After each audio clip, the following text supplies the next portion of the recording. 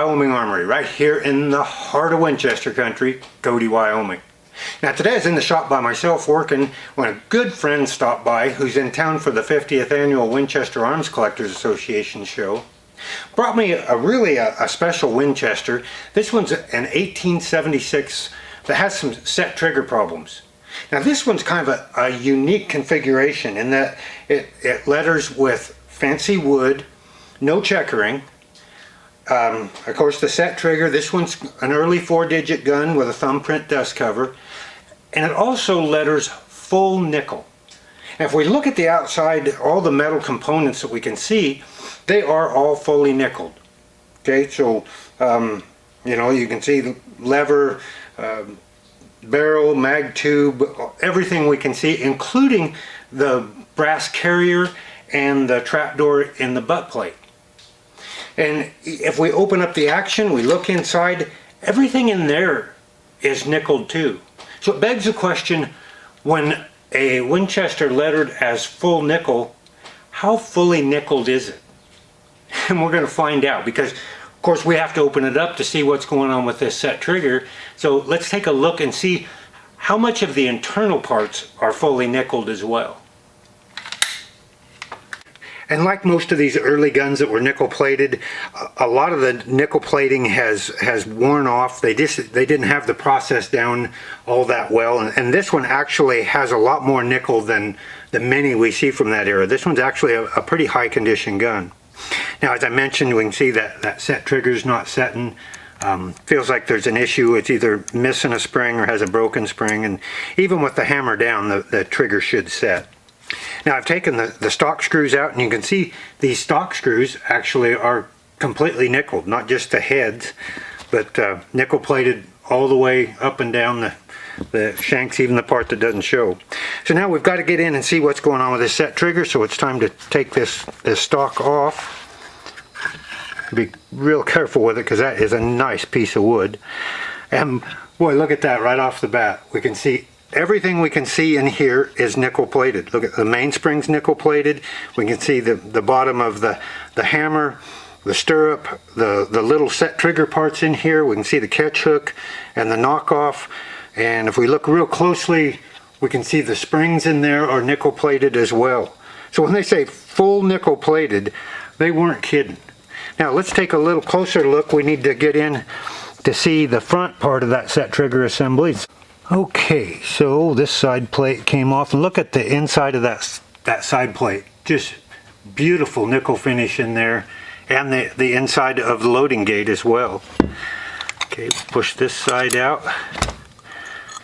and our screw, of course, is fully nickel plated. Look at the inside here, and again, bright, fresh looking nickel plate. Now one thing that's worth mentioning is if we look very closely right down here, see if we can focus in on that.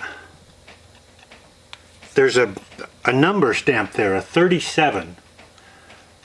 And I see the same thing on this piece right here. There's a 37 stamped right here. Again, we're having trouble with the focus. That shiny nickel plate's making it difficult to focus.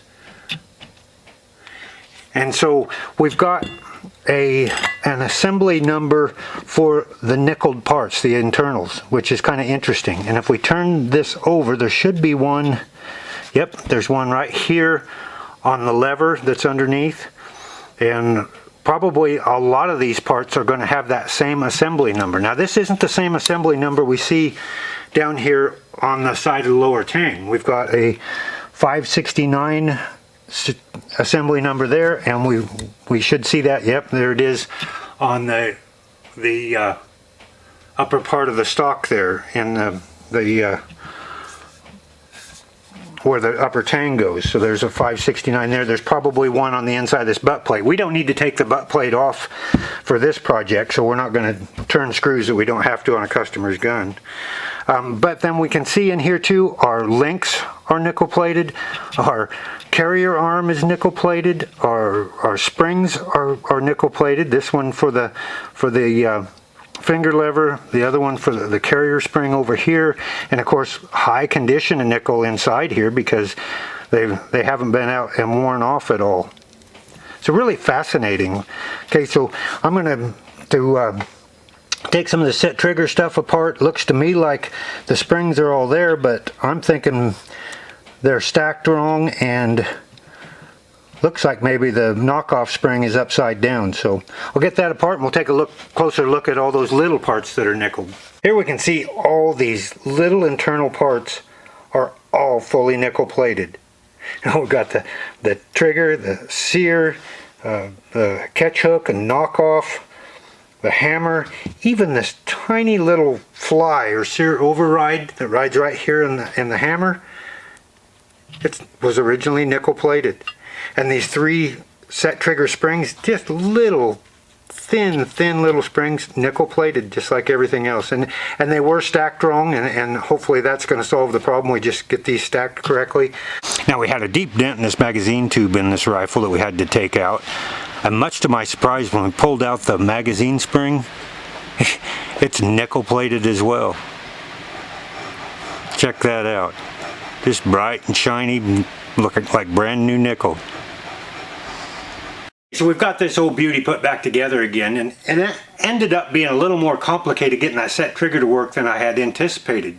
You see, when they had turned that one spring upside down and stacked them wrong, they actually bent some of those parts, and of course that changes geometry, and geometry is extremely important for these set triggers to work. So really had to work at it to get it to function properly and save those parts. I mean, I could have just replaced some parts, but then don't have any nickel plated set trigger springs just laying around waiting to go in a gun like this.